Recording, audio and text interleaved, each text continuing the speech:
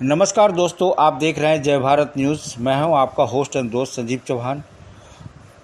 70 साल से ऊपर हो गया देश को आज़ाद हुए, लेकिन ना तो यहां का वक्त के हिसाब से संविधान बदला गया और ना ही देश के हित में ऐसा कोई काम हुआ। ऐसा कहना है रचनात्मक जन मोर्चा पार्टी के राष्ट्रीय अध्यक्ष विजय कुमार झा जी का, जिनका मानना है कि देश में बंटवारे के बाद जो भी पार्टियां बनी हैं वो पार्टी नहीं बल्कि एक आतंकवादी संगठन है। आइए हम इनसे कुछ बातचीत करते हैं। विजय जी, आपका जय भारत न्यूज़ में बहुत बहुत स्वागत है। मैं ये जानना चाहता हूँ कि जो आपने पार्टी लॉन्च किया है जागरण मंच, इसका जो मुख्य एजेंडा है, जो उद्देश्य है। देशभक्तों के लिए बनाया है और हमारे पास जितने भी मुद्दे हैं सभी राष्ट्रवादी मुद्दे हैं, राष्ट्र के लिए हैं। ऐसे मुद्दे हैं जो बलिदान मांगता है आज भी, जिसे हम आज़ादी कहते हैं। मैं कहता हूं अभी हम पूर्णतः आज़ाद नहीं हैं। मैं कोई एक मुद्दा लेकर नहीं आया हूं।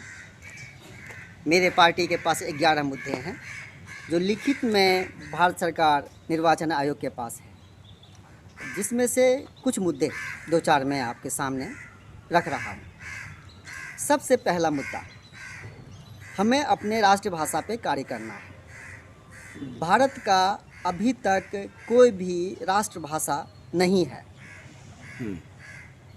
जिस पर मैं कार्य कर रहा हूँ, और मैं चाहता हूँ कि भारत का राष्ट्रभाषा हिंदी हो और द्वितीय स्थान संस्कृत को मिले, और जिस राज्यों की जो भाषाएं हैं, जो मातृभाषाएं हैं, वो उनकी वही रहे, पर एक हिंदी लैंग्वेज पूरे भारत के लिए रहे, जिससे हम एक दूसरे को समझ सकें।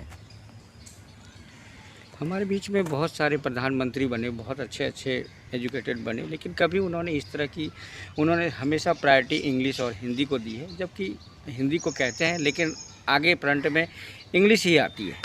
तो जो संविधान बना था, जब ये देश बंटवारा हुआ, जिसे आपके मायने में अगर समझें कि हम जितनी भी पार्टियां हैं वो कहीं ना कहीं आपकी दृष्टि से आतंकवादी संगठन है, क्या आप यही कहना चाहते हैं? अगर ये आतंकवादी संगठन नहीं होते तो क्या देश हित में कार्य करते? अभी तक ये लोग देश हित में कार्य कर ही नहीं रहे हैं। अभी तक इन्होंने जितने भी कार्य किए हैं वो कोई भी कार्य मैं देश हित में नहीं मानता, इसीलिए इनको मैं आतंकवादी संगठन कहता हूँ। ये जितनी भी पार्टियां हैं, जैसे कांग्रेस बनी आज़ादी से पहले, जिसे खंडित होना था पर वो नहीं हुई जी। और उसके जितने भी प्रधानमंत्री बने जी। वो सभी संविधान में संशोधन भी किए जी। इस भारत को, इस राष्ट्र को खत्म करने के लिए, इसका पूरी तरह से इस्लामिक स्टेट, इस्लामिक राष्ट्र बनाने के लिए पूरे अग्रसर रहे, पूरी मेहनत से कार्य किया। उसके बाद कम्युनिस्ट पार्टी आई, इसे भी मैं भारत के लिए शुभ नहीं मानता। वो भी चाइना सपोर्टर है, वो भी, उनको भी मैं आतंकवादी ही मानता हूँ। आज जो मैं बिहार से दिल्ली में हूँ, इसका कारण भी वही लोग हैं, कम्युनिस्ट। हमारे तरफ कम्युनिस्टों का बोलबाला बहुत ज़्यादा है। वहाँ खून खराबा, लूटपाट, चोरी चकारी, और जो 4 वर्ण हैं, लोग हैं, जिन्हें वो लोग पूर्णतः भगा देना चाहते हैं। जैसे कि नारा भी दिया गया था कि तिलक, तराजू और तलवार, इनको मारो जूते 4। एक का नारा था भूरा बाल साफ करो, जो लालू जी ने दिया था। जी जी जी। तो ये सब तो कम्युनिस्ट हैं, वामपंथी विचारधारा के लोग हैं। और आज बिहार इन लोगों की वजह से पूर्णतः खाली हो चुका है। गांव-गांव सूना पड़ा है। बुजुर्ग या महिलाएं हैं, बच्चे हैं, अन्यथा बाहर से आए हुए विदेशी लोग वहाँ बसे हुए हैं। तो मैं इन सब को देखते हुए अपने पार्टी का गठन किया हूँ। और जितनी भी ये पार्टियां हैं, मेरा एक मुद्दा ये भी है कि देश से पार्टी पॉलिटिक्स की राजनीति को ख़त्म करूंगा। मुद्दा नंबर 2 है मेरा। तो इसके अंदर मैं 2 ही पार्टी पसंद करूंगा देश के अंदर, एक पक्ष और दूसरा विपक्ष। पक्ष में हमेशा रचनात्मक जन मोर्चा पार्टी रहेगी। विपक्ष में जो भी देशभक्त हो या जिसमें थोड़ी सी भी देशभक्ति हो वो रह सकती है। बाकी सभी पार्टियों का नॉमिनेशन लाइसेंस उनका रजिस्ट्रेशन कैंसिल करवाया जाएगा। और मैं आयोग में लिखित रूप में अभी तक लेटर दिए भी हैं और भी दूंगा कि इनका नॉमिनेशन, इनका लाइसेंस, इसका रजिस्ट्रेशन खारिज किया जाए। ये देश हित में नहीं है। इससे हमारे देश को कई सारे फ़ायदे हैं।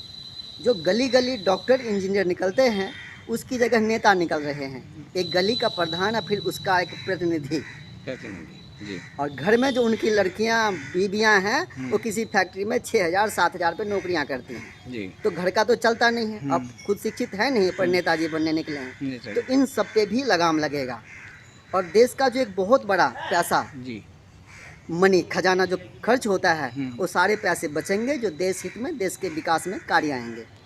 तो मैं इन्हें आतंकवादी संगठन कहते हुए इनका लाइसेंस, इसका रजिस्ट्रेशन कैंसिल करवाना चाहता हूँ। तो मेरा एक मुद्दा ये भी है कि देश से पार्टी पॉलिटिक्स की राजनीति खत्म करके सिर्फ 2 ही पार्टी इस देश में रहेगी, एक पक्ष दूसरा विपक्ष। दूसरा ये भी हमारा एक मुद्दा है। जी, आपने बहुत अच्छी बात कही। आप अपनी पार्टी के लिए सक्रिय भी हैं। मैं आपका एक ब्लॉग पढ़ा था, ब्लॉग में आपने ये कहा था कि जितने भी हमारी जो पाकिस्तान हो या बांग्लादेश हो या जो भी हमसे अलग हुआ है उसे आप अलग कंट्री मानने को तैयार नहीं हैं।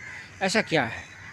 मैं उन्हें अलग कंट्री तो मानता ही नहीं, अलग देश मानता ही नहीं। मैं उनको अपने भारत का वो हिस्सा मानता हूँ जैसे पोक हो गया, जैसे कश्मीर था। यानी कुछ आताताई आए, अपने शक्ति के बल पर उन हिस्सों पर कब्जा किया हुआ है जो कब्जा हमें अभी छुड़ाना है। हमारे भारत को, हमारे हिंदुस्तान को आगे बढ़ना है, शक्तिशाली बनना है और अपने हिस्से जो उनके पास कब्जे में हैं उन्हें हमें वापस चाहिए। तो न मैं पाकिस्तान को कोई देश मानता हूँ, न बांग्लादेश को देश मानता हूँ, न मैं चीन के कुछ हिस्सों को मानता हूँ। क्योंकि चीन भी एक छोटा सा दिल्ली इतना बड़ा राज्य हुआ करता था जिसने अपने शक्ति के बल पर इतना बड़ा विस्तार किया है और विस्तारवाद को बढ़ावा दिया है।